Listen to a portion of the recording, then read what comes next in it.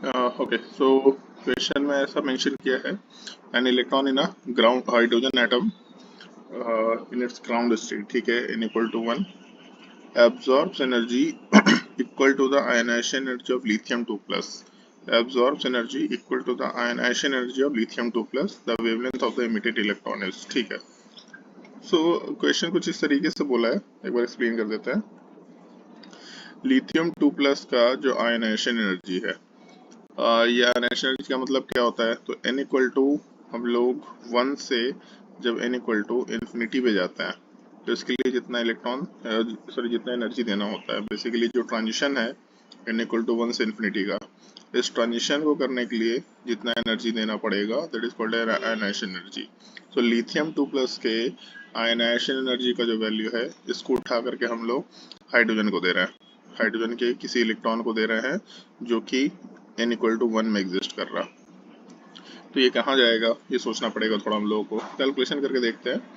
So basically जब हम लोग आयनाइजेशन एनर्जी कैलकुलेट करेंगे तो अपना वैल्यू है माइनस नहीं, गैप की बात कर रहे हैं हम लोग। सो ट्रांजिशन के लिए अगर हम लोग एनर्जी कैलकुलेट करते हो तो -13.6 की जगह केवल 13.6 into Z square 1/n1 square minus 1/n2 square हो जाता है।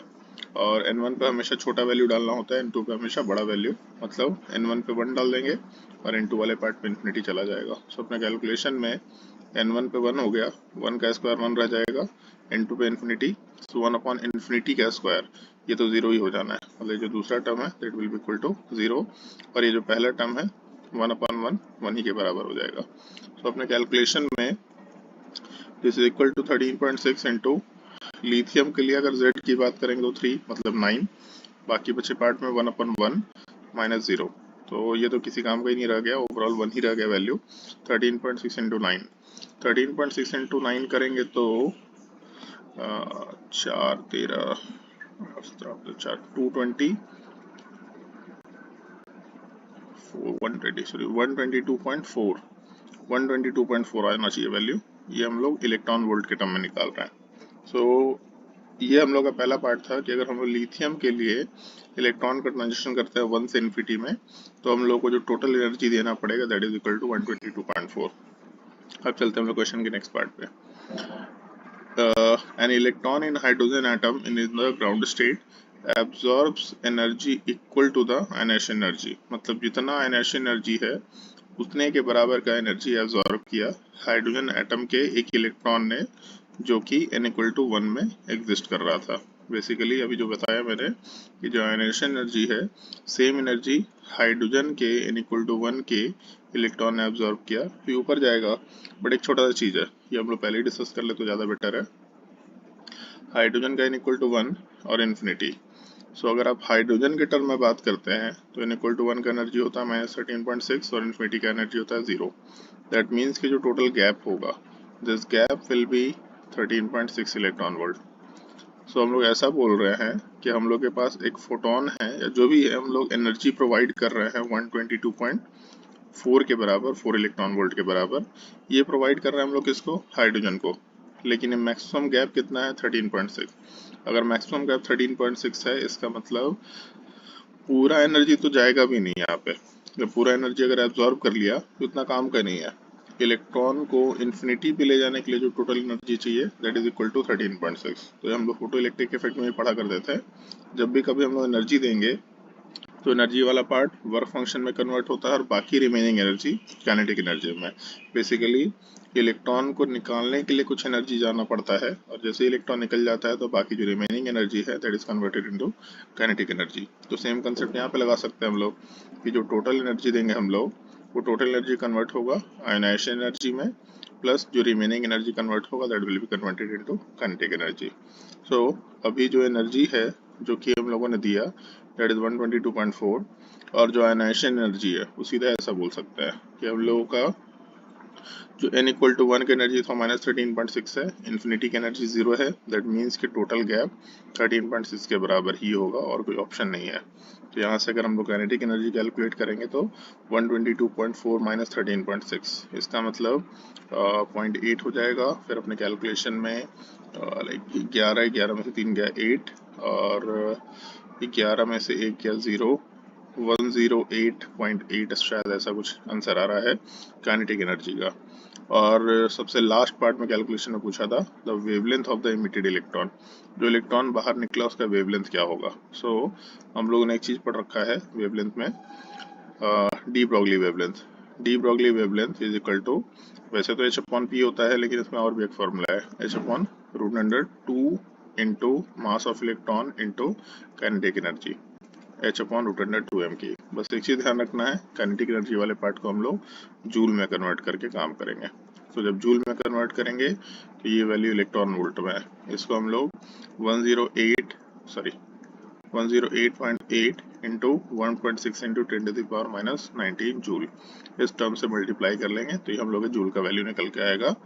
इस वैल्यू को यहाँ पुट करना है, इलेक्ट्रॉन के मास को पुट करना है, h का वैल्यू हम लोग को मालूम होता है 6.626 इंटू 10⁻34, यहाँ से डी ब्रॉगली वेवलेंथ निकाल सकते हैं। एक बार कैलकुलेट करके देखिए, अगर ये कैलकुलेशन नहीं आता है तो फिर से आप मुझसे क्वेश्चन पूछ सकते हैं, इसके बाद के स्टेप का कैलकुलेशन देख सकते हैं।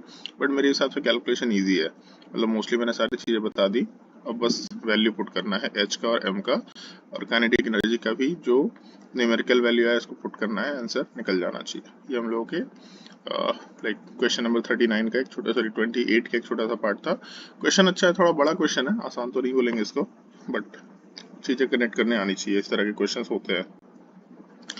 फिर उसके बाद the radio of wavelength of photon corresponding to the alpha line of Lyman series, sorry, the ratio of wavelength of photon corresponding to the alpha line of Lyman series in hydrogen atom and beta line of Balmer series in, ठीक है। पहला चीज Lyman series क्या होता है और alpha line क्या होता है।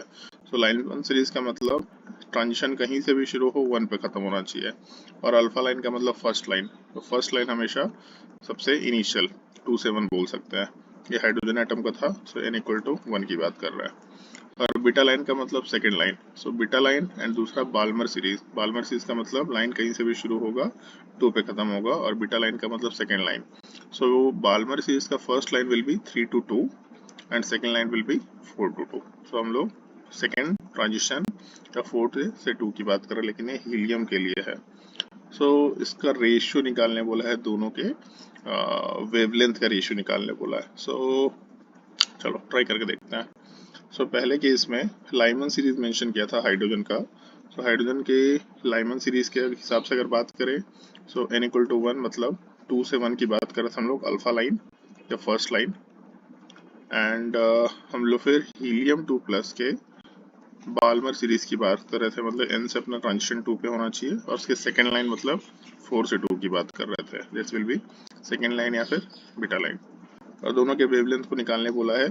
सो ऐसा कर लेते हैं, जो हम लोगों का रीडबर्ग्स फॉर्मूला है 1 upon lambda is equal to r into Z square 1 upon n1 square minus 1 upon into square, जो हम लोगों का फॉर्मूला होता है। तो ऐसा करते हैं, जो हम लोगों का लेमडा h का वेवलेंथ है 1 upon lambda h will be equal to r into Z का वैल्यू हो गया 1 का square 1 upon n1 square. n1 पे हमेशा छोटा वैल्यू पुट करना है, n2 पे हमेशा बड़ा वैल्यू पुट करते हैं, ये सब चीज़ों को थोड़ा ध्यान रखना चाहिए।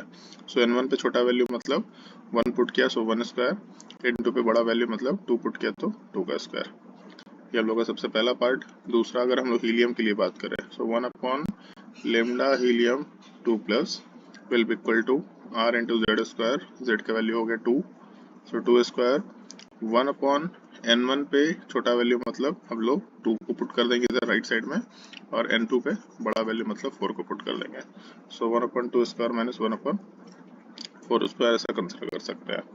और क्वेश्चन में रेशियो निकालने बोला है, रेशियो निकालने बोला है तो जैसे हम क्लास में इसी बताया करते हैं, अगर आपको नहीं पता है तो रेशियो का सिंपल सा मतलब है दोनों जो हम लोगों ने एक्सप्रेशन लिखे दोनों के बीच में लाइन क्रिएट कर दो, मतलब डिवीजन क्रिएट कर दो, तो रेशियो अपने आप आ जाएगा। तो ऐसा सोच सकते हैं 1 अपॉन लेमडा, ये मैं बस समझाने के लिए लिख रहा हूँ, अदरवाइज अगली बार आपको ध्यान रखना है, 1 upon lambda divided by 1 upon lambda of helium 2 plus, ये हम लोग का डिवीजन का पार्ट आ गया, will be equal to r into 1 square into 1 upon 1 square minus 1 upon 2 square divided by r into 2 square 1 upon 2 square minus 1 upon 4 square, ये हम लोग का डिवीजन का पार्ट आ गया। तो यहाँ से lambda of helium 2 plus divided by lambda of H. Although अपने को हाइड्रोजन बाई हीलियम 2+ निकालना था, बट ठीक है, उसको उल्टा कर लेंगे हम लोग। आर तो ये कैंसल आउट ही हो जाएगा कैलकुलेशन में, बाकी बचेगा 1/4 और अंदर वाले कैलकुलेशन की अगर बात करें तो 1/1² माइनस 1/2²। सो बेसिकली 1 माइनस 1/4 या फिर 3/4 आ जाएगा कैलकुलेशन में। डिवीजन वाले पार्ट में आएगा 1/4 माइनस 1/16। सो अपने कैलकुलेशन में 4 माइनस 1 या फिर 3 बोल सकते हैं, 3/16, 16 ऊपर चला जाएगा। सो अपने कैलकुलेशन में 3 कैंसल आउट हो जाना है, 4 ये 16 भी कैंसल आउट हो जाना है, बेसिकली 1 ही आ रहा है। सो लेमडा एच उसको उल्टा कर देते हैं, lambda H upon lambda helium 2+ will be equal to 1। ऐसा कुछ हम लोग का वैल्यू कंसिडर कर सकते हैं। 1:1 मतलब ऑप्शन 1 हम लोग वैल्यू में असाइन कर सकते हैं। तो अगर ये पहले वाले क्वेश्चन का मतलब क्वेश्चन नंबर 28 का ये कैलकुलेशन का पार्ट यहाँ के बाद अगर दिक्कत हो रहा होगा तो आप फिर से पूछ सकते हैं, कोई दिक्कत नहीं है।